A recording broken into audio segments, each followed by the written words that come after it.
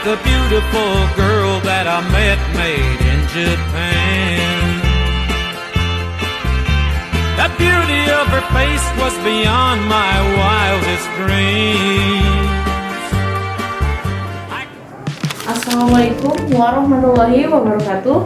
Shalom, Om Swastiastu, Namo Buddhaya, dan salam kebajikan. Halo teman-teman, saya merupakan mahasiswi Universitas Tadulako.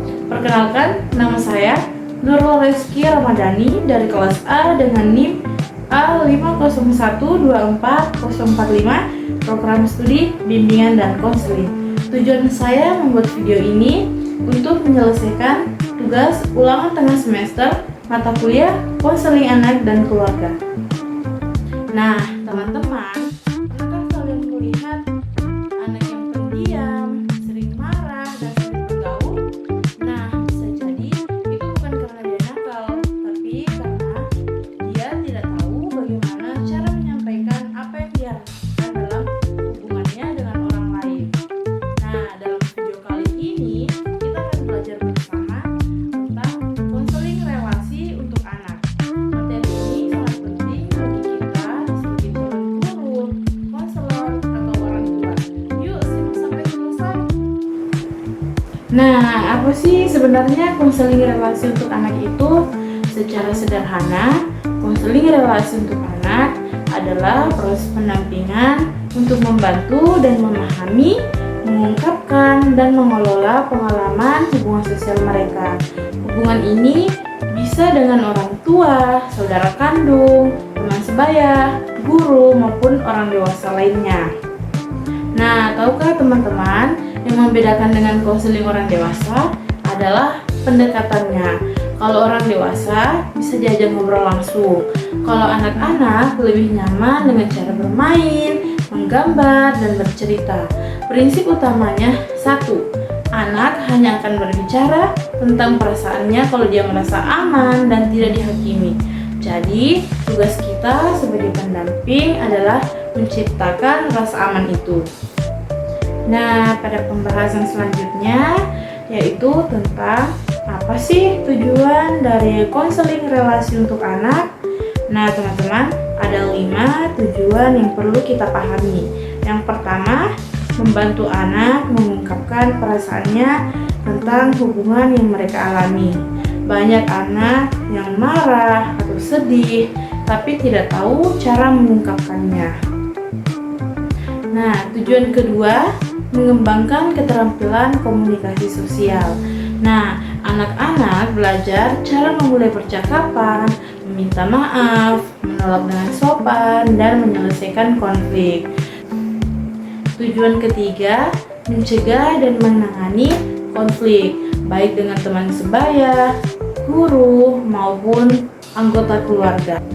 Nah, tujuan yang keempat, membangun rasa percaya diri dan empati. Anak yang percaya diri lebih berani berbicara, anak yang berempati lebih mudah berteman.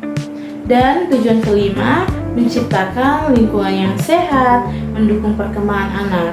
Karena anak yang bahagia hubungannya dengan orang lain akan bahagia juga tumbuh kembangnya.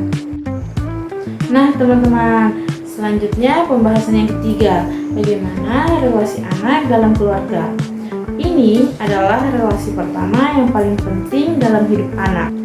Yang pertama, relasi dengan orang tua. Orang tua adalah figur yang mengajarkan kasih sayang, perlindungan, dan komunikasi.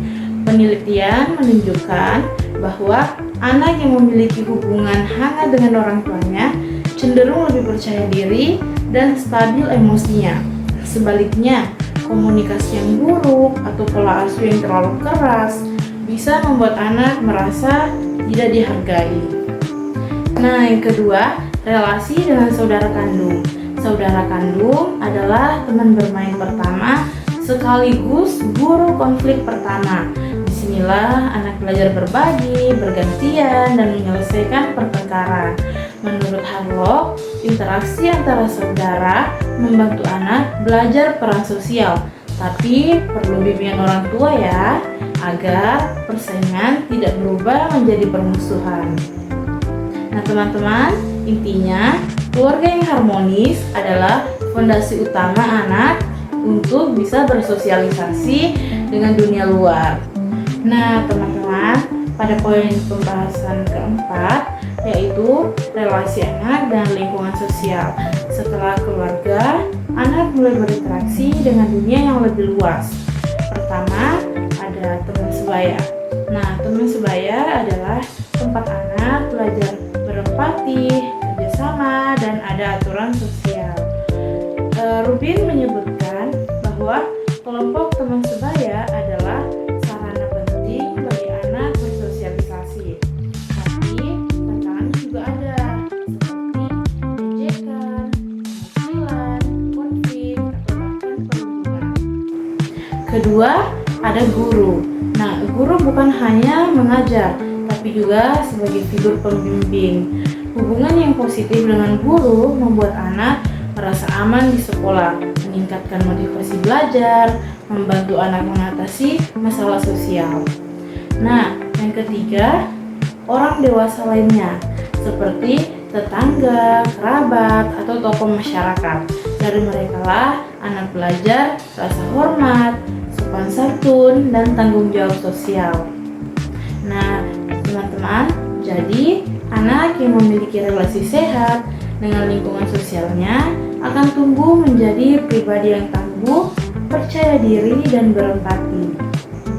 Selanjutnya pada poin pembahasan kelima yaitu bagaimana cara menangani masalah relasi anak dalam keluarga. Saya punya 5 strategi nih. Strategi yang pertama, membantu anak mengekspresikan perasaannya. Anak yang sering menyimpan marah, sedih, atau kecewa karena tidak tahu cara mengatakannya. Kita bisa gunakan gambaran cerita atau boneka untuk membantu mereka. Strategi kedua, tingkatkan komunikasi antar orang tua dan anak. Orang tua perlu belajar mendengarkan tanpa menghakimi, bukan langsung menyalahkan tapi tanyakan. Seperti, kamu pasti sedih ya, coba cerita dulu.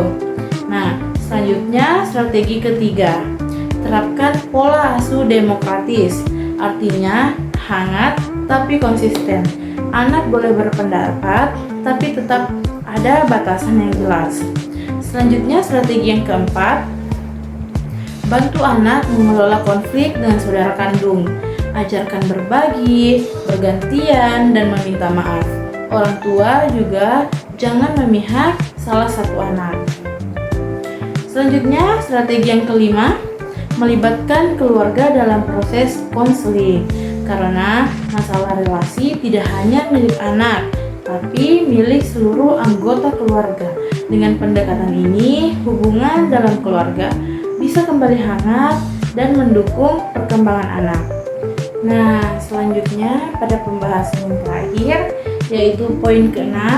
Ini adalah poin yang paling praktis dan sering jadi tantangan, yaitu bagaimana cara membantu anak berbicara tentang relasinya. Anak-anak tidak seperti orang dewasa, mereka lebih nyaman bermain daripada berbicara langsung. Jadi kita harus kreatif. Ada 5 cara yang dapat kita lakukan. Cara yang pertama, membangun hubungan yang hangat dan aman. Anak harus merasa bahwa kita bisa dipercayai, jangan langsung menggurui. Cara yang kedua, gunakan bahasa yang sederhana. Jangan tanya bagaimana relasimu dengan ibumu, tapi tanya kalau lagi marah sama ibu, biasanya kamu gimana perasaannya, seperti itu. Nah, selanjutnya cara yang ketiga, gunakan media bermain, menggambar, bercerita, bermain boneka, atau role play. Melalui permainan, anak bisa menceritakan pengalamannya tanpa merasa terancam. Selanjutnya ada cara yang keempat, berikan empati dan validasi.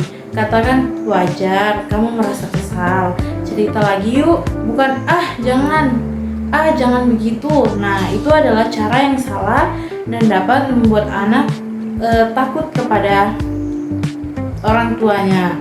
Selanjutnya, cara yang kelima, ciptakan rutinitas percakapan di rumah atau di sekolah. Nah, biasakan bertanya, seperti tadi main dengan siapa atau hal apa yang paling menyenangkan hari ini. Nah, jadi interaksi dengan teman sebaya, percakapan emosi, dan rasa percaya diri berpengaruh signifikan terhadap kemampuan bicara anak. Jadi, konseling relasi tidak hanya soal bicara, tapi juga soal membangun kepercayaan dan empati. Baik teman-teman, itulah tadi pembahasan materi tentang konseling relasi untuk anak yang dapat saya sampaikan. Semoga materi yang saya paparkan dapat menambah wawasan dan pemahaman kita bersama. Mohon maaf apabila masih terdapat kekurangan dalam penyampaian materi. Dan satu pesan tambahan yang tidak kalah penting, kolaborasi antara orang tua, guru, dan konselor sangat diperlukan. Anak akan tumbuh optimal jika didukung bersama. Sekian video dari saya, semoga bermanfaat buat teman-teman semua. Jangan lupa perhatikan ilmunya ya, karena menjadi pendengar yang baik untuk anak adalah investasi masa depan. Terima kasih. Wassalamualaikum warahmatullahi wabarakatuh. Like cherry blossoms blooming in the mountain in the early spring.